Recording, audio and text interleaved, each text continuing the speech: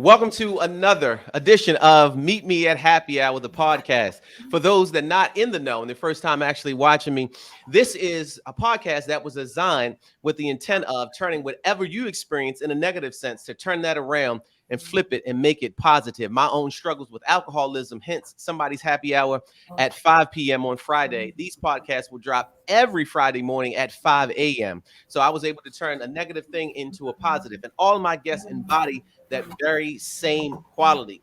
Speaking of my guest, this is a two-time repeat offender, a gentleman by the name of Alan Upshur. Alan, how are you on this fine afternoon? I'm doing great, man. I can't complain. Happy to be back on the studio with you again. I'm excited. Just it's just so crazy how fast time goes by that we here back at it again. Back at it, Absolutely. but we better. We better than we was before. So Listen, I like it. Back at it, but yet better. Now, speaking of better, I know some of your titles have changed since the first time that we were able to connect. So your current title right now is with the business development of closers, title insurance, and Grimaldi Law Firm. So you've mhm. been making a lot of transitions into your life, going from Maryland to Georgia and now to Florida. How was that Right. transition? What has that been like for you? Uh, it, it's bittersweet. There's a lot of good that came and a lot of great connections from leaving Maryland, moving to Buckhead, Atlanta, Georgia. I got to meet so many different types of people. Not just realtors, but other people in different professions. And you always hear, you always hear how it is in Atlanta. Like how their lifestyle is. It's Hmm. different from being there on vacation to actually living there.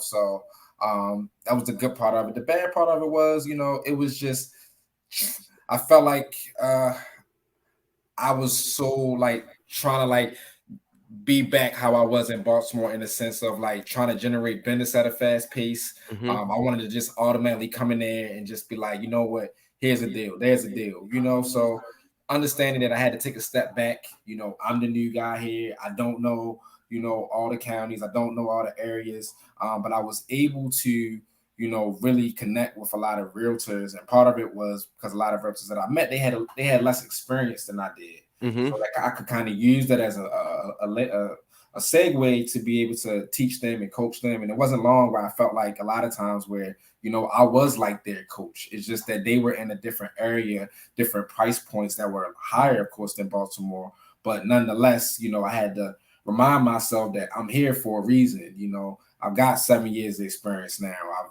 been involved in almost 400 transactions. I'm a licensed loan officer, title producer, licensed realtor, now licensed life insurance agent. So I have the education to run with the big dogs now. So I think it was just a stage of, because I'm new here, a part of it was kind of like slightly timid, like let me just try to learn the lay of the land and not try to overstep boundaries. And then it got to the point maybe like 2 to 3 months in, it's like, you know, I do this. This is what I do. Hmm. So the confidence kind of went from, yes, I'm new, and it's kind of being back a little bit to really realizing like, I could run with y'all because this is what I've been doing. This is just a new location. So, I met some real interesting people there, and it's like uh, I started understanding that I wanted to leverage all my relationships in Georgia to what I was doing in Maryland. So even though almost 90% of my business was still in Maryland, I think because I moved to Georgia, it just kind of showed that growth and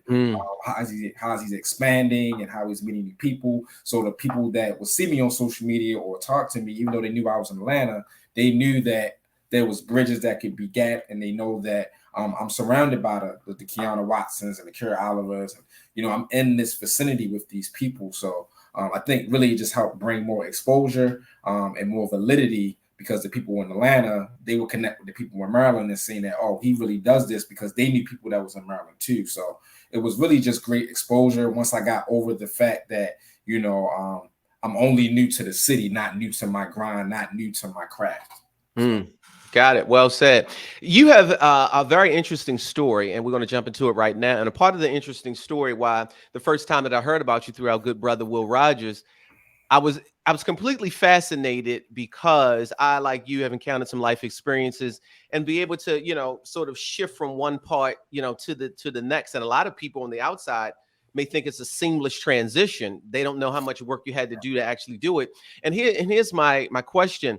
I want you to tell people that are listening to this podcast, Meet Me at Happy Hour, how you first got involved with real estate. And I want you to go back to the very beginning, because one of your original loves was to be, or desires was to be a chiropractor. You love biology and science, but some interesting twists and turns from a collegiate experience sort of led you to real estate. So let's go back to Bowie State, if we will, and kind of start all the way back to Bowie. Ooh, okay. So I went to Bowie State. This was 2006. So this was now what?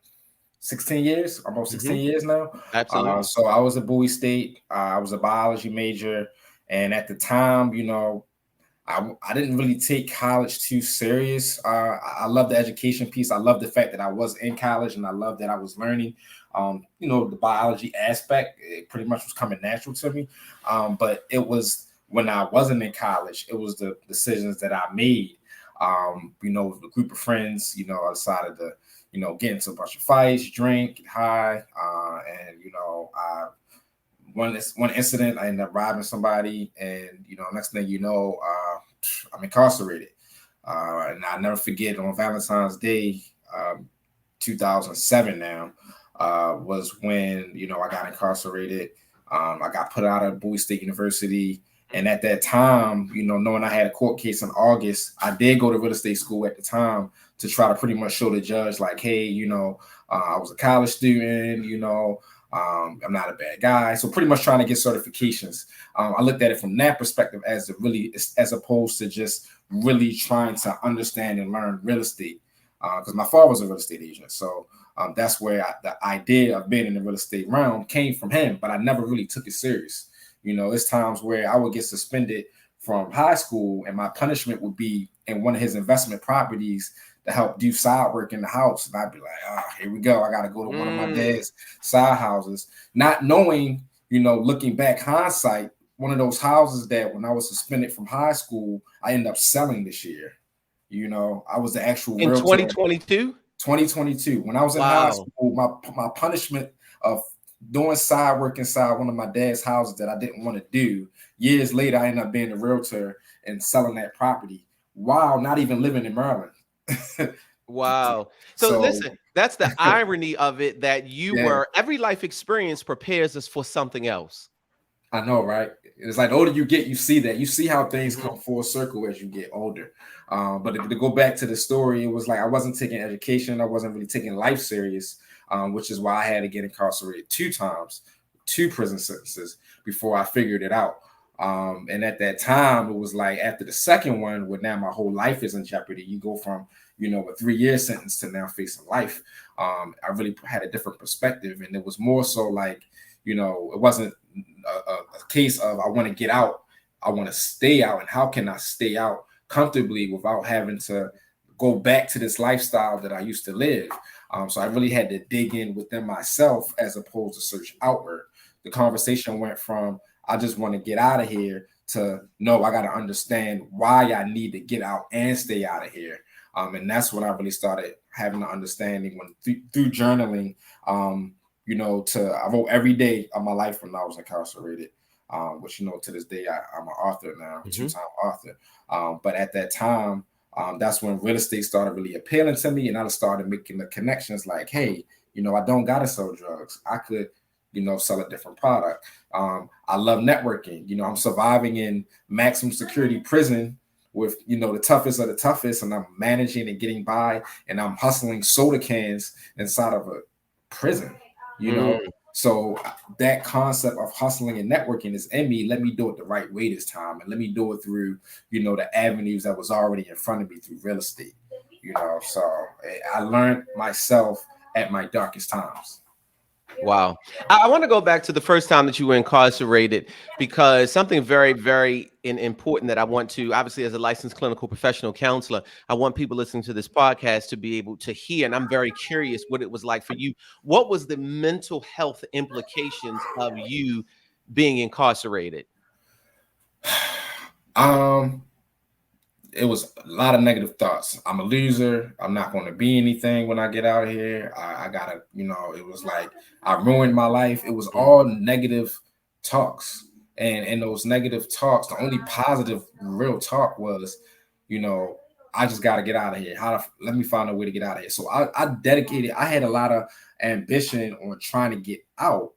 But it wasn't with any like true substance. It was just like, I just need to get out of here, you know, as opposed to, you know, understanding and learning myself. It was just a lot of negative talks. And over time, those negative talks became common because everybody else was talking the same thing. So I kind of felt like this is the norm. This is my life now. Hey, you know, I'm in prison. Like this is okay. You know, it went from not being okay to, as time goes by, when you're in there for months, it's just like you're waking up, what's for commissary, what we eating today, what's going on, who's beefing with who. It's like this is now my life. And I didn't get the disgusting feeling of it until my second incarceration.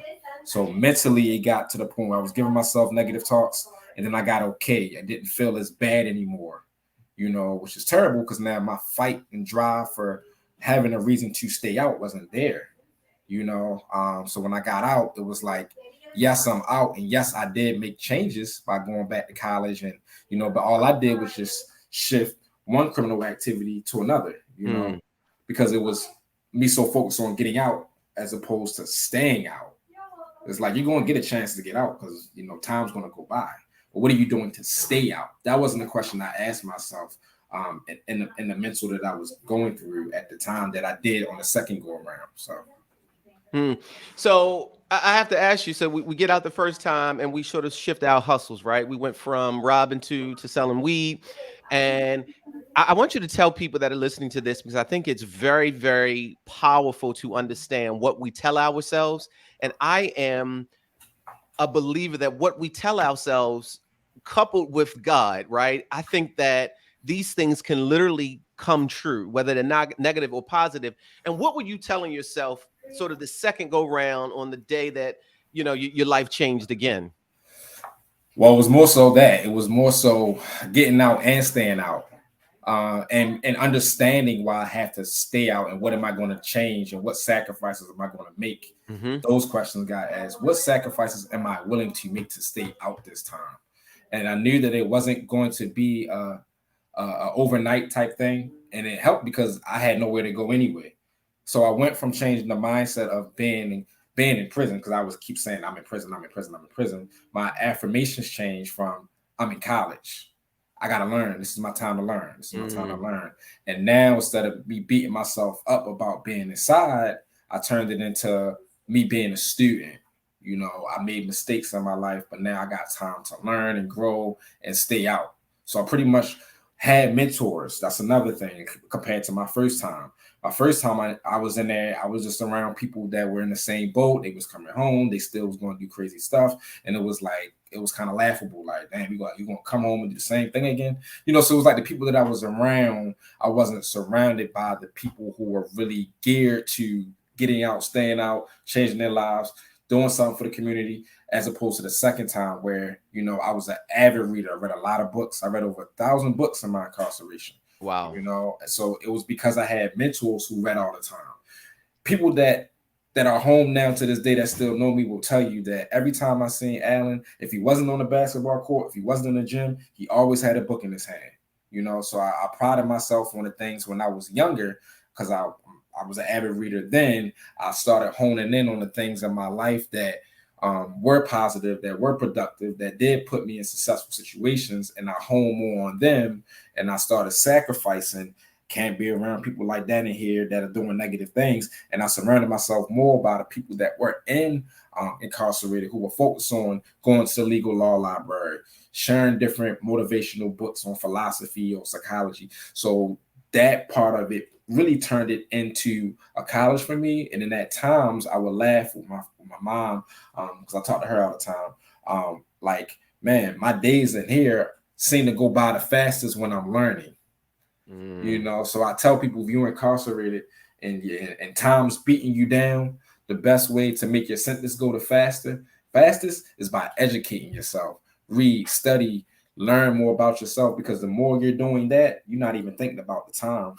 You know, you start playing with time, because time at one time was my enemy, And then the more books I read, the more I studied real estate, the more I learned more about myself. Time became my best friend.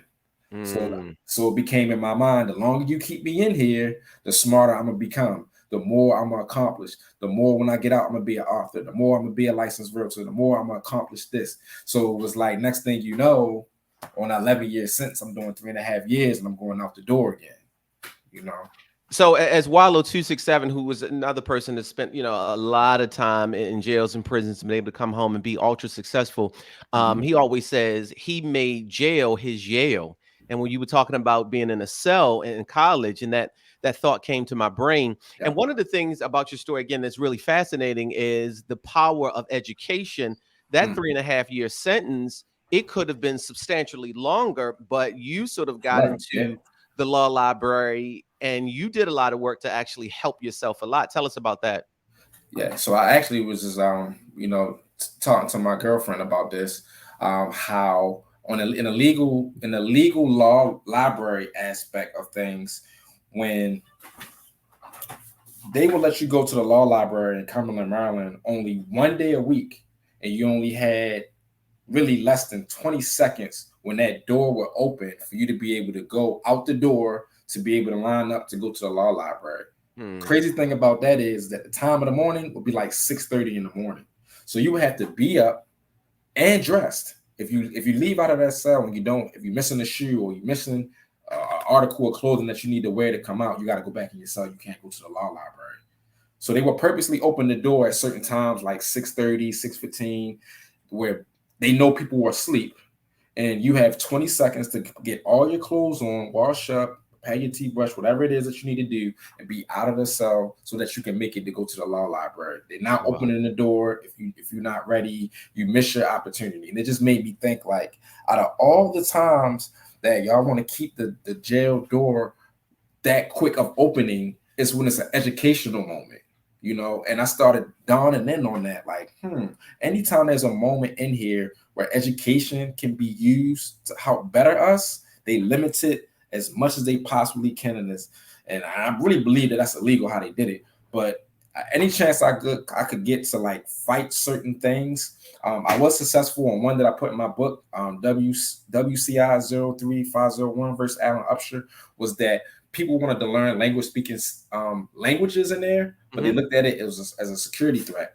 But I fought that for about 9 months because they would let people get language speaking books, but they wouldn't let them get language speaking audio. And a lot of languages, like when I was studying Mandarin, it's 4 tones to Mandarin. So if you read in a Chinese language speaking book, you have the visual in front of you, but if you don't understand the tones, you could be saying the same word that you think is right the wrong way because you're not saying the tones. So having the CDs to understand how to say the tones gives you an advantage to actually study and learn the language.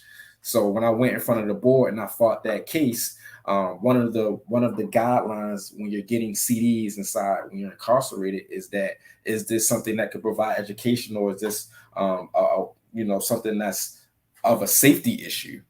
So the issue that came about was, you allow us to get rap albums or any music for that matter that promotes violence, when the guidelines and the mission statements when you're incarcerated is to promote safety and wellness. So you allow this music that all of us are pretty much in here for, you allow that in here, but you don't allow educational language speaking CDs in here. And they was lost for words. They couldn't say anything. I actually won that case, and to this day, anywhere in the state of Maryland, if you're trying to get language speaking CDs, you now can get it because of that case that I won. So it's just little things like that that just shows the importance of education. And we see all the signs around us outside of just being incarcerated. And it just, I feel like in the real estate realm, that's like my calling, to really let people know that if you want to excel in real estate, regardless if you have a record, regardless of any of that, education is going to be your way out, which is one of the reasons why I got so many different licenses, despite me having a criminal record. It didn't matter if I had a criminal record. Yes, some of those were harder than others, but like anything in life, when things get tough, you can do one or two things, or you can do three. You get 3 options. Things get real tough, you can just not do anything about it. You can be tougher than what an obstacle is, or you can just let it beat you down. you know. So for me, that wasn't, the other two wasn't an option. So I just pride myself on being a hope, a motivation, a spark for individuals to know that if you want to excel in real estate, education is one of the best ways to do it. Now, it was because of your hunger and thirst for education that you found something that was really important, I guess, in the discovery phase of you actually going to court that ultimately helped you out, right? More irony. Yeah. So in my emotional discovery, it was a lot of pages. But in my emotional discovery, there was a small portion in the inventory section of the hospital from person who had got stabbed. And it was 2 bullets that was in the inventory that my lawyer never mentioned to me. He sent me the emotional discovery and he did do a great job. But that particular part of the 2 bullets being in the inventory, I had noticed that, and part of it was because of, you know, my prior education, you know, understanding and having my love for science and understanding, you know, how hospitals run and all of that. So when I seen that part of the discovery, I really went through it a little harder. I'm like, oh wow, this part of the case right here is really important, you know, because basically what was said in the statements was that, you know, he went to a drug transaction and he just all of a sudden just got stabbed, you know. So my defense talking to my lawyer was, you know, if you had a drug transaction and you get stabbed, you know, but you got 2 bullets in your pocket, now you're in front of a jury. They like, well, what really happened now? You know, so we was going through cross examinations. I had a very strong case as opposed to before when, you know, it was real grim and real ugly for me. So that small part of the case kind of turned everything around because I took the time to study, because I took the time to educate myself. That portion is one of the main differences I could say to this day while me and you are even talking right now. While I'm in Florida, I'll probably still be inside a cell, you know, watching. I don't even know if Wendy Williams has a show no more, but I'll be in there right now watching Wendy Williams, you know, inside of a cell right now, you know. So it goes back, and I have to say this again because it certainly bears repeating, that everything about you that you have endured, even from an earlier age, it sets you up for success at a later age, right? It was this opportunity, that education, being this avid reader, it was always something a part of you. And this really is interesting, is because both of these times you were excelling in college. I think, what is it, the second charge you were in, was that an honors dorm or was that the first charge? Yeah, that was the second charge. Yeah, I was in the honors dorm room at Murphy Hall Annex. Yep, University of Maryland Eastern Shore. So that whole floor was everybody that was in honors. So it was just, you know, I look back, it's funny now because everybody in there is in honors dorm in college, and I'm the guy that just came home from prison, and I'm in the same dorm room with y'all. I'm tatted up. I look different than everybody in my dorm. Same you know, dorm, but I'm at right? the same place. And you know, when I did tell my story, they were just like, "Wow, like, you know, you're here right with us." You know, and it just, and at that time, you know, you're young, but it's just looking back like, wow, God was still blessing me, even though what I just been through. I'm back in college, you know, I'm in the honors dorm room at that, and I'm in an opportunity where I could finish and excel at what I want to do. But at the time, it was kind of like the arrogance is like, you know, I just been in prison, I got out, it was nothing, you know, it was like, so it was like I didn't really embrace that, you know, that where I was just at was a terrible place and I was going down a terrible path. And here I am getting another chance, blessed again, you know, to go back to college in a great spot. But, you know, so it was like God always sends you pebbles before he sends you bricks. You know, so it was like I got hit with the pebble, boom, take these 18 months in jail. I mean, in prison. Okay, that's not enough. All right, we're gonna hit you with an attempted murder case, facing life. You know, beat this. Your best friend's telling on you. The guy that got stabbed telling on you. Now, what you gonna do now? So it's like, you know, it's just, you know, it's just another, like talking to you again. It just brings all the feelings back of just having gratitude, you know. But at the same time, with the gratitude, because you have an opportunity, you gotta seize it, man. We only got one life, you know. So it's like when you get another opportunity and you get a small break, you gotta take that small break and kick the door open. You know, in my book, I talk about, you know, when you get situations in life, when you're kicking on the door, eventually them latches gonna give in. So you gotta just keep kicking at it, you know. So Man, Yeah. this is just incredibly powerful. So the second time, 3.5 years in prison, we get Yeah. out, and I know the jail, they bless people with just a little bit of money in order to, Oh start man, your you next really life. hitting hard, man. You hitting hard. So Go ahead. what did you do with that money that sort of set you up for another phase? And this really, Alan, shows your incredible hustle, and it shows an incredible sense of humility. So I don't know if that has changed. I want to when we get off the call, I'm gonna research to see if it's still that same amount of money that they give you when you get out. But yeah, they gave me a $50 check when I left prison, and I'm just thinking to myself, like, thank God for my family and friends and support. Because how can anybody who's just been incarcerated for years, what do you do with $50? You can go one spot and get a meal and it might cost $50, and you'd be asked out. So And that I might took be the local Subway.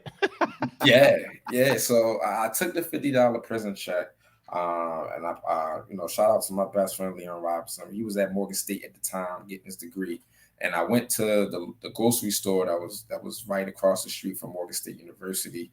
I took a white bucket out of the garage, and I spent all $50 on candy, Skittles, Snickers, Kit Kats. $50 for candy. I put all the candy inside of a bucket, and I went to the college first and then different colleges after, and just told people, hey, look, I just came home from incarceration. I don't want to go back. I'm focused. I'm trying to start a brand to help uplift people to not be in the same situation that I've been in. Whether you can provide me a penny, a nickel, a dime, a dollar, whatever you have to your name, whatever donation you give, I'll give you a piece of candy. So at first it would be people that would just give me quarter, nickel, dollar. But then as I kept telling that story and the passion of where I've been at and the pain that I've been through, it would start every time I talked to somebody, it would get bigger and bigger. And it was just like, I'm really serious about this. And they would see it. This guy Mm. who got clothes on that side of date, at a college, going around telling people that he's trying to push a message to help uplift the community. And then I remember that first person that gave me $100 just by me saying that, and all they wanted was some Starburst. And I started realizing it wasn't the money. It really wasn't the money, because what was happening was I started getting more money than what the candy was worth. So I took the Mm. 15. So I made $1,500 in my first 30 days of doing that. And with that $1,500, I bought an LLC because parole was on my ass. They was like, Alan, if you don't get a job in 30 days, you're gonna go back. So I started studying the guidelines, and the guidelines specifically stated as long as you had a job that is backed by LLC, you can show transaction history coming in, then that is considered a job. So I got smart. I bought my Mhm. own LLC, and I made sure any money that was coming in through that LLC was under my name, and I was my own boss. And I took that to my parole officer. She laughed because she knew that it's nothing that they could do. So I became my own boss to keep parole off my butt. And then I started generating the money. In the first 30 days, I bought the LLC.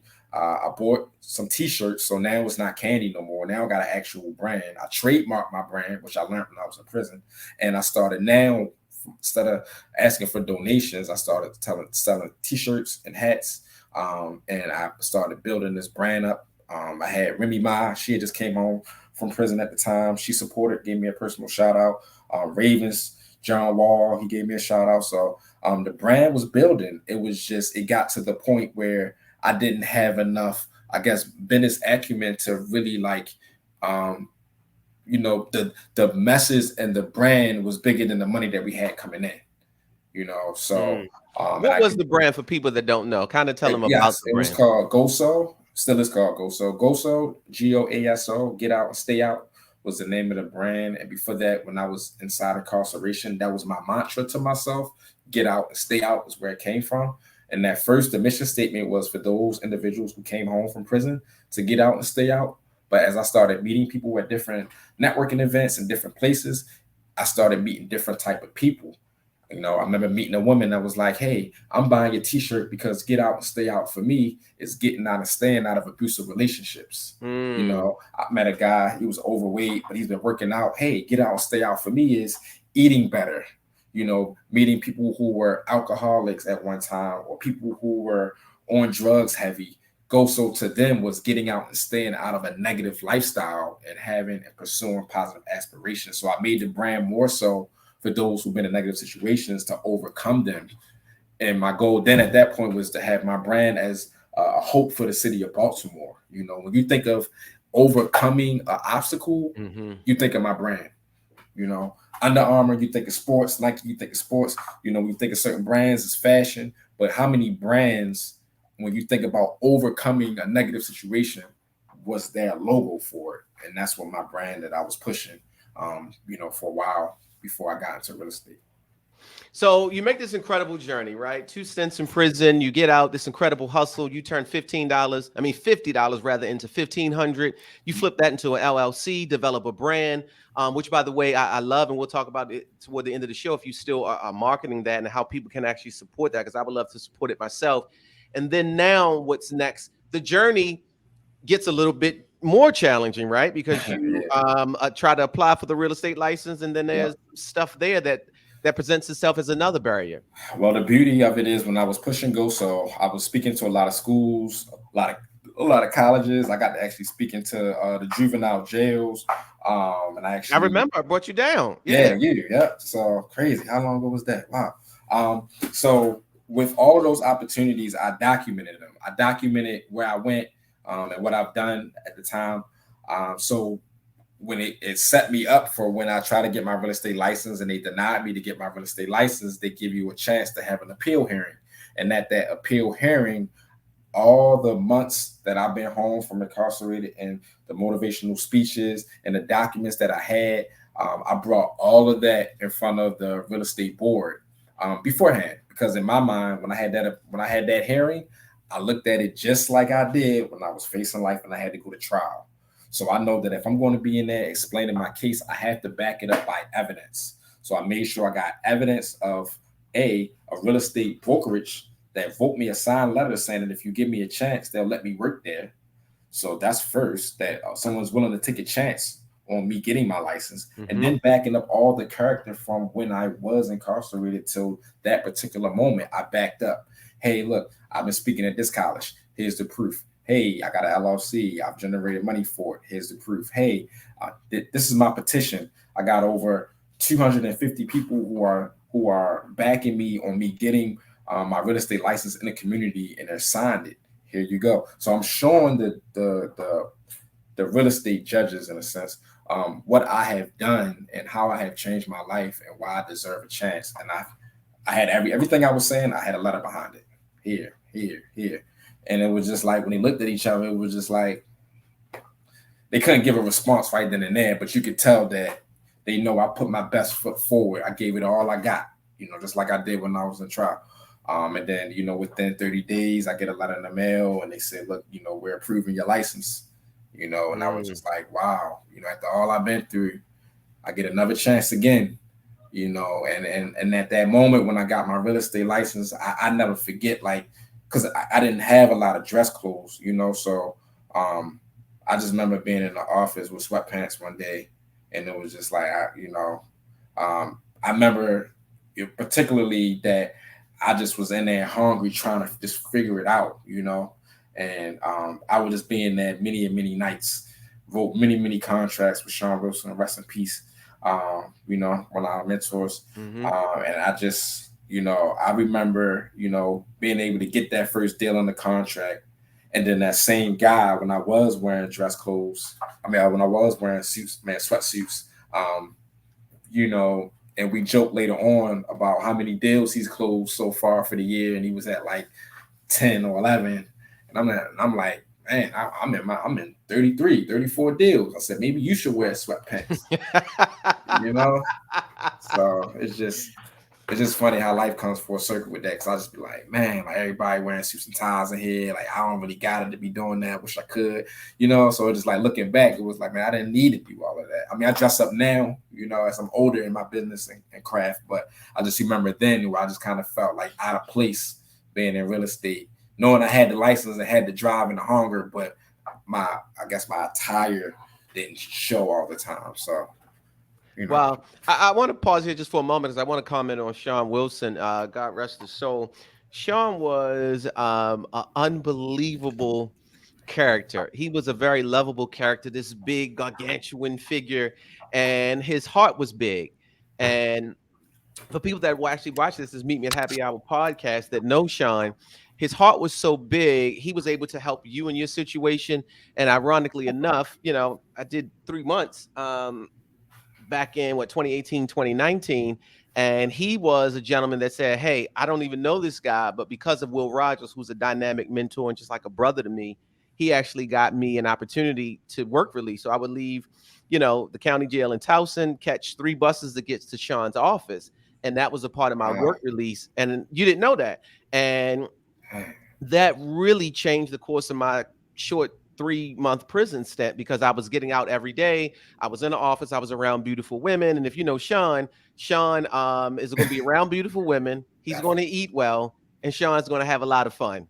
Yeah. And, for me to get out as inmate 458627 and to be in that environment for 8 hours a day and to be able to make calls and sort of set up my life, prepare my life post jail, it was one of the biggest blessings that I ever got. And it was like a no-brainer. Sean didn't know me from Adam and or Eve. And, Sean paid me. Sean paid me out of his own money and allowed me to do my thing. He said, man, I understand that you have a gift to speak. He would allow me to make real estate videos. I would actually, I can say this now, I wasn't supposed to, but I would go out to houses. I would leave the office and go out to houses with somebody in the office, and I would shoot like little videos. And so it sort of allowed me to be, Rashad, using my gift, to gab and just have fun. And it was just just a powerful experience. And he was a character, but he was a really good character. And I hope God, I hope his soul is well right now, because he was an exceptional character. So you get out, right? You got to go. So you form the LLC, and now you're closing deals. And I guess this is me, the therapist. I wanted to know, did you ever actually stop and think throughout the course of you just being ultra successful in the world of real estate? Did you stop and say that I envisioned this success? Did your success catch you by surprise? I know that you were uber successful, winning the Rookie of the Year, I believe. Mm-hmm. Well, yeah, I had moments, I had moments where it was like, wow, this really happened, but I didn't get caught up into them too much. Mm-hmm. I might have, like, the most times I would do it will be like when I'm on a plane. That would be my time where I could, like, not be around nobody. I could have my little mini wins to myself, and be like, wow, like, I did that. Like going on a plane for me, or going on, because I got to the point where I was taking a lot of vacations, man. I was going out of town like 30 to 35 times a year these last 3 years. I was always on a plane. When I was on the plane, that was like my way of celebrating a win. Even if it was something as simple as, like, one birthday I went to Oklahoma to a small local bar, and everybody sung me happy birthday. I didn't know any of them, but I wanted to have a birthday in like the smallest town that nobody would know me at, and just walk in there and be like, hey, today's my birthday, y'all. So I got to experience that, and that was awesome. So I didn't really, I don't know. I always, even right now, I still feel like there's so much more I got to accomplish and so much more I got to do. I believe it was Emmitt Smith when he won the NFL championship. He was lifting weights, and he stopped for a second, and he was like, man, I just won a Super Bowl. And then he went back to working out again, as if like he got to get another one. So it was like, that's kind of the mindset that I've had, because when I've had times where I bask in that too much, bad things happen. There's times where I basked in it too much, being on Sean's team, drinking and crash my car from drinking, basking too much in the glory. So anytime I would bask too much in the glory, I get a small little rock again to remind myself, like, you still human. You're not God. Like, I would get a humbling moment. It may not be crazy, but it's enough to remind my ass that just because you selling houses, just because you this, remember where the F you been at, Mm-hmm. So I'm better at seeing that. I'm better at spotting that rock when it comes, as small as it may be. I see it, as opposed to when I was in my 20s. I'm 34 now. So, when I get that small pebble to remind myself to humble up, I listen now, So to answer your question, yeah, I'm always looking at the next goal. One of my best friends just told me that. I was at an event yesterday at Porsche. It was at Porsche showroom. Here in South Florida, and he was just calling me. He's like, Alan, you just the type of guy that when you get that small win, you on to the next. You're a lion that's always looking for the next meat. And it's just like I believe it. I am. And it's like you just got to know yourself. And it's like that's what drives me. And in a sense, we all have that. We all want that next heartbeat. That's the whole point of us being alive. When it's a flat line, that's when you did. You alive when you have ups and downs. That's why the EKG machine, when you see it go up and down, that's how you know you're alive. If it's flat, if you're doing the same thing every day, if everything in your life is monotonous and boring and you're doing the same thing, you're not alive. So that's kind of how I look at it. I compare my life to the EKG machine. It goes up and it goes down because life is ups and downs. What do you think separates an individual like you from some others that may have experienced some very challenging and difficult moments in life, and they weren't able to recover in the manner in which that you have? What do you think that difference is from one as opposed to the other? I think part of it is how you talk to yourself and how you respond to yourself. Whenever you're going through different obstacles in your life, I think the people who have those self-talks and can communicate and be honest with themselves will succeed more than the ones that don't. If you're not being honest with yourself, how can you expect the world to be honest, or you expect things that you want to come back to you? There's so many cases where, we see it all the time. Like once you start honoring and respecting yourself, your health is better, your body's better. You start thinking clearer, things that would be big distractions aren't as much. You have more composure, you're not reacting so much. You're like, okay, this is bad, but it's not as bad as it could be. I think the people that can understand those self-talks with themselves and can keep composure within themselves a little better when things are going wrong, can take those adversities, because we all have them, and be like, look, you put two people in the same room of danger, let's say in a burning building, for example, the person who is like, look, this is bad. There's a fire going on in this building, but let me be alert. Let me hone in. Let me get out of here. As opposed to the person like, oh my God, it's a burning building. Let me just run and just, the person who's taking the time in within themselves will go further in life, in my opinion. I think that's one of the difference makers. Two players on the basketball court, 5 seconds left in the game. The one that's like, you know what, I got this shot. This going in, give me the ball. Compared to the person that's like, it's 5 seconds left. Oh shit, what we gonna do? You're all over the place. So the person that's talking to themselves and composing themselves will go further in life, in my opinion. When you said that, two things instantly appeared in my mind as a therapist, cognitive behavioral therapy, right? Think, feel, behave, and making this correlation between all three. And then I thought about Kobe Bryant, right? There are people that shy away from that game-winning shot, and then there's people like him and a few others, Michael Jordan, for an example, that actually run toward that quote-unquote, that danger. I want to make just a transition and go deeper into the real estate. You have helped a lot of people become first-time home buyers.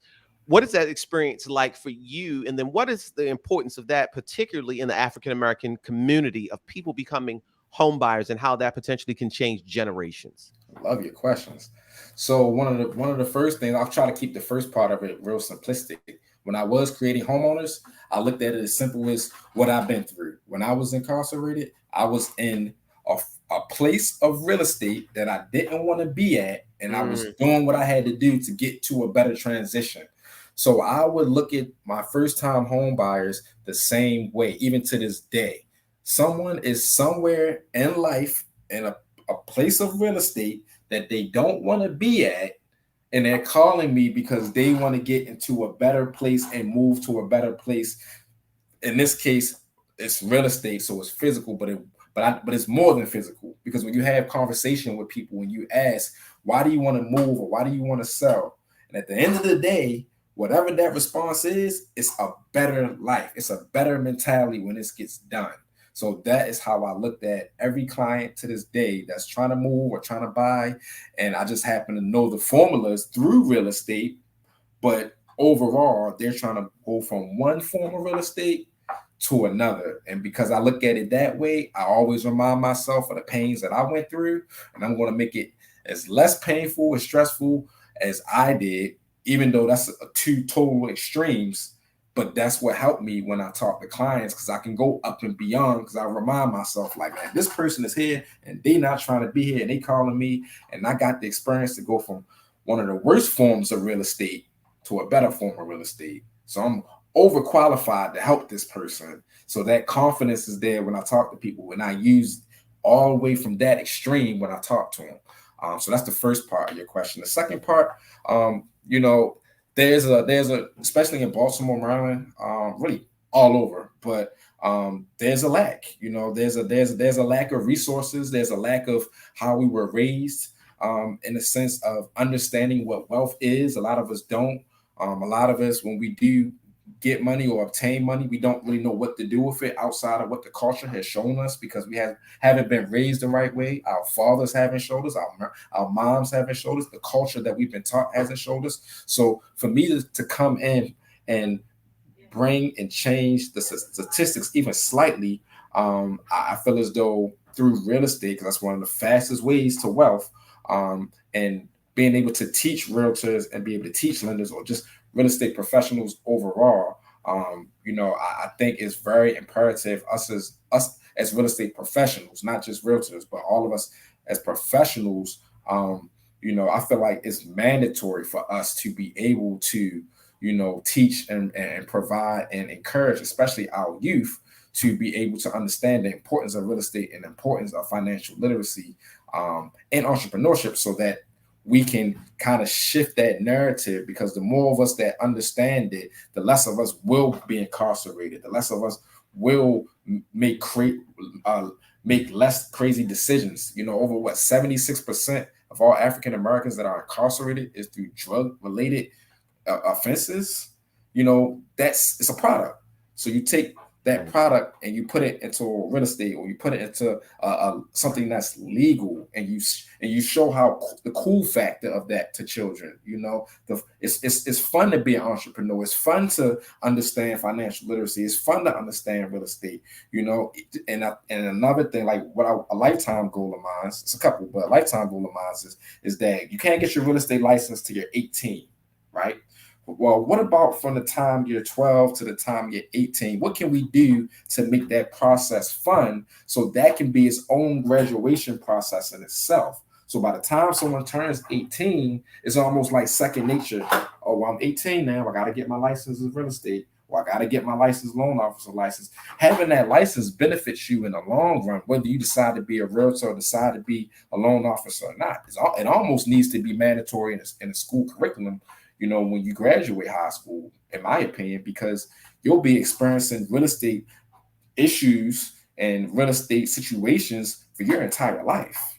And if you have that real estate license, now, if one of your goals is to be a homeowner, you already know what to expect when it comes to, dealing with a particular mortgage lender, or understanding that you got to save 3.5% on the FHA loan, or 3% on a conventional, or your credit report is important when you turn 18. So now your credit score is over 620. So if you qualify for a home, you have the understanding of interest rates. So, and it also holds the accountability for us that people won't just tell us anything, mortgage lenders or realtors or appraisers or home inspectors, because from the age of 12 or 14 to 18, you understand that when home inspectors come in your house, most of the problems are in the basement, but this home inspector was only in the basement for 5 minutes. What are you doing? So it changes the whole narrative, and it makes people really be on their game, which ultimately helps us to be better education wise and better for our communities. I love that answer. You said a few things in that answer, Alan, that's going to take us to a transition as we get close toward the end. You talked about the youth, and then you talked about sort of like legacy, if you will. And Yep. one of the things that I remember from our first interview, you said something really powerful. And I asked you about being an author. You Yep. talked about the evidence that you can leave behind for the next generation. So let's Yep. kind of transition and talk about, you are a two-time author, right? From Prison of Paradise and then Stay Out of the BS. Kind of tell us about those publications and where people can actually go to support you. And more importantly, not just to support what you have done, but actually learn from what you wrote. Absolutely. So again, like my first book, it mainly came from the journal writings when I was incarcerated, and it talks about my journey of how prison is not a location, it's a mentality. Mm-hmm. And I wanted to show people that, because I knew I would get out one day, but I wanted to show them a couple things. It's broken down into 7 chapters. One of my favorite is prophecy. That chapter, because it talks about manifestation, how when you put something, because when I was incarcerated, I wrote that I would get Rookie of the Year 6 years before it happened. When I was incarcerated, I said, when I get out of incarceration, I'm going to get Rookie of the Year in real estate. I wrote that when I was in a cell, nowhere near even close to having a real estate license. But the thing about thoughts is, thoughts are reality. People think just because you think something, you didn't have to go do it, and then it's your reality. It's a myth. Once you think something, your thoughts are your reality. Just because the world doesn't see what you see doesn't mean it's not real. If I'm in a jungle by myself and I'm yelling and nobody hears me, does it mean I didn't yell?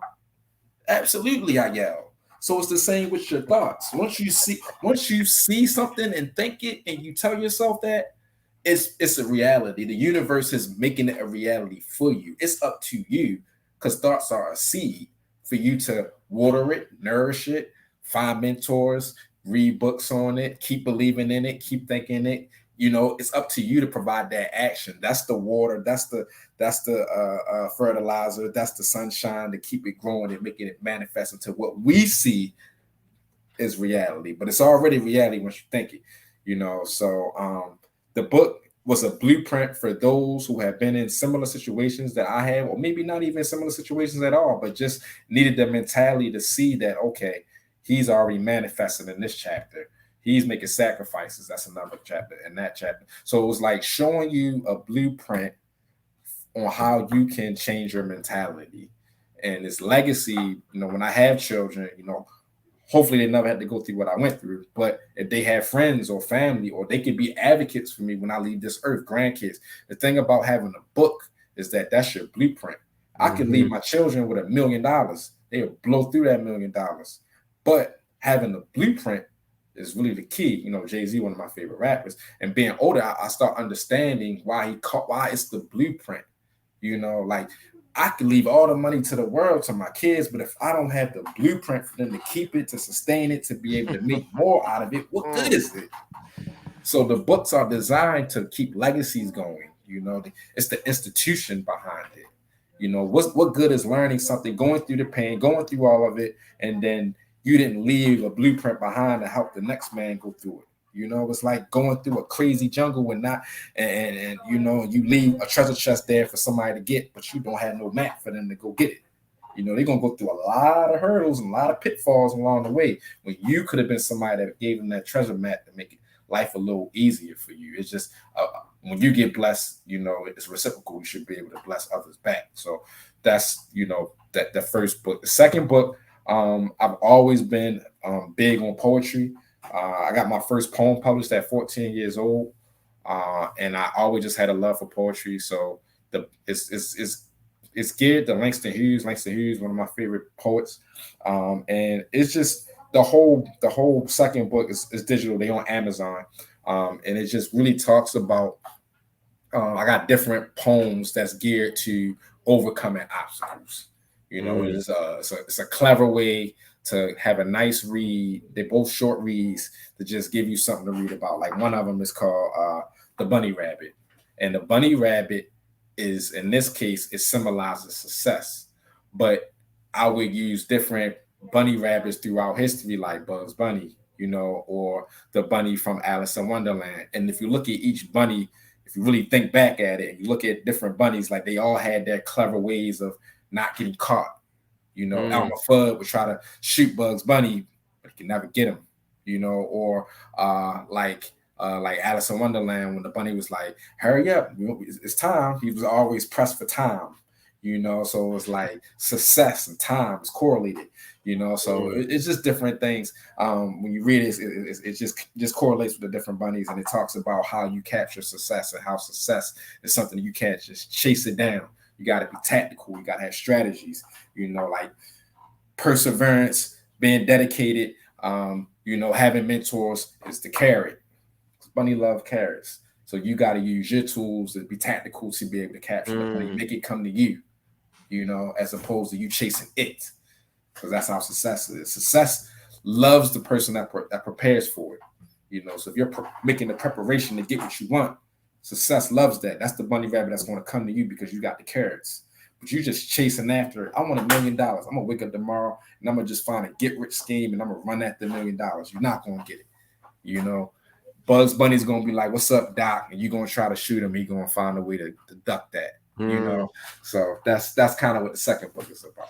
And so both of these are on Amazon.com. You said they're digital. So Amazon.com, Alan Upshur, From Prison to Paradise, and then Stay Out of the BS. Yeah. So I encourage anybody that is listening to this podcast, meet me at a happy hour. That was inspired. And I'm a motivated guy. I wake up motivated, like Deion Sanders just recently said, but I'm certainly motivated by some of the things that you said. And I'm uber glad that I can have you back again, because it's always really powerful to see a brother turn something negative into a positive, and just the education, just this thirst for knowledge and how it has served you greatly throughout the course of your time, right? If you weren't an avid reader and avid learner, you wouldn't have been able to do, as you said earlier, we might not be having the same conversation today. So I really, really appreciate you being on the show. But Alan, obviously the name of this podcast is Meet Me at Happy Hour. You know, I said it before, my struggles with alcoholism, and I know you're in the phase right now that you're not drinking, but would you take a shot with me? Now, is it like a digital shot? I saw the look on your face. It was very perplexing. So I'm glad. So the taking the shot in this happy hour is take a shot at answering these questions. So you're going to take a shot with me. Yeah, let's do it. So I know that you mentioned that you have a love for music, particularly Jay-Z, and you have a love, obviously, for real estate. This is what you have done, and that you're uber successful at doing. So what I'm going to do is, and just of course when I wanted it, it went away. But what I'm actually going to do is I'm going to say, repeat about 4 or 5 real estate rap lyrics, and I want you to determine who the author of these lyrics is. Oh man. Okay. I know. Listen, when you came to Happy Hour, you knew you were gonna have to take a shot. I was gonna have to put some pressure on you. But listen, you are my guy, and I'm sure you can navigate your way through this, right? I'm try. Some of these may be a little bit, difficult. I'll start you off with a very notable hip hop artist, right? Okay. Now he says, anything I got is not a rental. I own that. Is that A, Rick Ross? Is that B, Drake? Or is that C, Big Sean? Anything I got is not a rental. I own that. A, Rick Ross, B, Drake, or C, Big Sean? You look confused. I'm going to go with Rick Ross. You were close, but not close enough. That is actually Drake from the song Trophies. From the song, from the song Trophies. Okay, that's one shot down. That's one shot down. Let's throw another one back. Listen, it's 5 p.m. Eastern Standard Time on Friday, so we got to throw some shots back. This is the second shot. 40K still my mortgage. 24K for my toilet. All my taxes reported. 40K still my mortgage.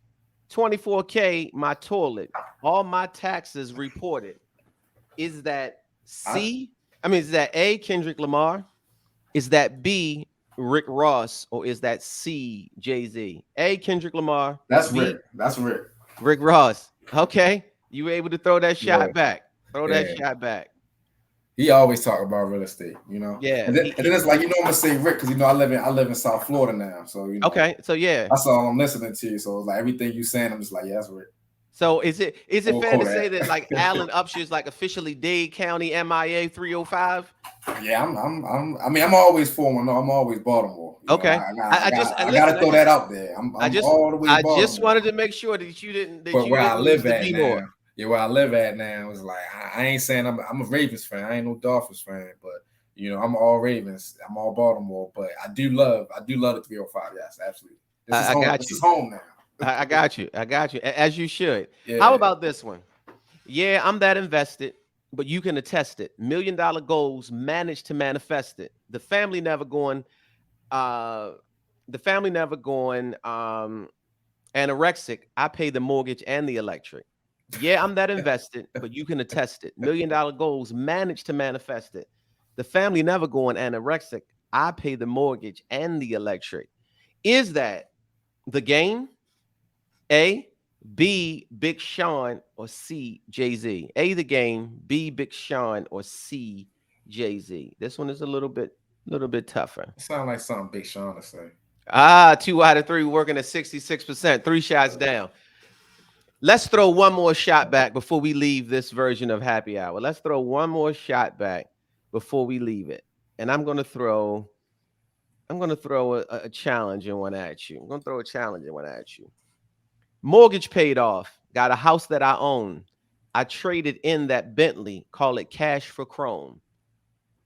Mortgage paid off. Got a house that I own. I traded in the Bentley. Call it cash for chrome. And this is a challenging one. Southern rapper. Is it A, Slim Thug, B, Miami's own Trick Daddy, or C, DJ Khaled? A, Slim Thug, B, Is Trick Daddy, or C, DJ Khaled?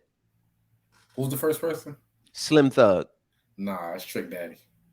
It's actually Slim Thug. Dang. It's actually Slim Thug. So not bad. Listen, the beauty of this happy hour, we took 4 shots and we walk away and we're sober. That's the beauty of it.